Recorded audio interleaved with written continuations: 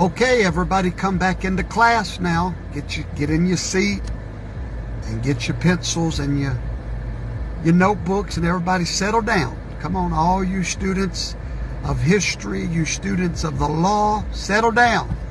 I'm ready to teach you a few things. What happens if President Donald Trump does not concede the election? I talked about it in a previous video, but I'm gonna cut right to the chase. It's happened 2 times in history. It happened in 1800. It's happened in 1824. And if you'll remember, Hillary Clinton told Joe Biden not to concede. You remember that? Before this election, she told him, do not concede. You know why she told him that? I hate to say it, smart woman. She knows the law. But most Americans don't. Most of you watching me don't know it. I didn't know it. But now I do, and knowledge is power. And I promise you, Donald Trump knows what I'm fixing to tell you. So do all of his lawyers. Okay, so here's what happens. Real simple. The most powerful thing that keeps the peace in the United States of America is not required by law. It's just a custom. And it's called a concession speech. We've been doing it for a long time, but there's no law that requires a concession speech. However, it does aid in the peaceful transfer of power. So normally when a presidential candidate is in a fight for the presidency, it's a powerful position. It's like a throne, a king fighting for his throne. He has supporters. And those supporters are literally ready to fight, if you will, for their guy. Hey, that's just the way it works, folks. It's been that way since the dawn of time. At the moment of the concession speech is when those people that support this guy are pretty much given the green light to simmer down, go back home. It's all over. It's a surrender. It's a white flag of surrender. But it is not required in the Constitution. It's simply a custom. It's a wonderful custom. Once a president concedes, the battle is over. There's no more legal fighting. There's nothing. Everything after that just sort of happens with a rubber stamp. Then the electors get together. They cast their votes in Washington, D.C.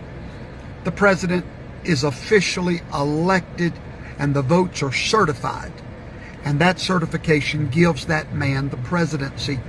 But more importantly, his concession speech from the opponent is what gives him legitimacy and a transfer without drama. But 2 times in our history, presidents did not concede the election. Why? Well, not because they were trying to be rambunctious, but just like Al Gore, they knew that something was off, and they were not ready to give up a fight with a margin less than 1% in all the battleground states. According to the law, Georgia is going to be recounted. We do not have any official result anywhere in the nation.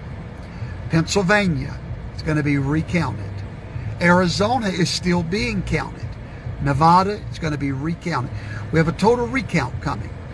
Now, after that recount, the president has legal options to go to court to prove irregularity. So let's just say that none of that works and the president still will not concede the election. The Constitution, Amendment 12 of the United States Constitution gives you the answer of what will happen. If they cannot rule on it in the court and he does not concede and there's no certification of an undisputable majority, then we go to the House of Representatives. When we get to the House of Representatives, there are 475 members of that House. The election is null and void at that point. It's like it never happened. The numbers do not matter any longer. This has happened twice in history. I got a feeling it's fixing to happen again. At that moment, the election becomes obsolete, and now the president will be elected by the Congress, the House of Representatives. Now, immediately, that strikes fear in the heart of a conservative, because guess who controls the House? The Democrats. But not so fast. The Constitution goes on to say in that article that each state in the Congress gets one vote, not each representative. Each state gets one vote for the president. Well,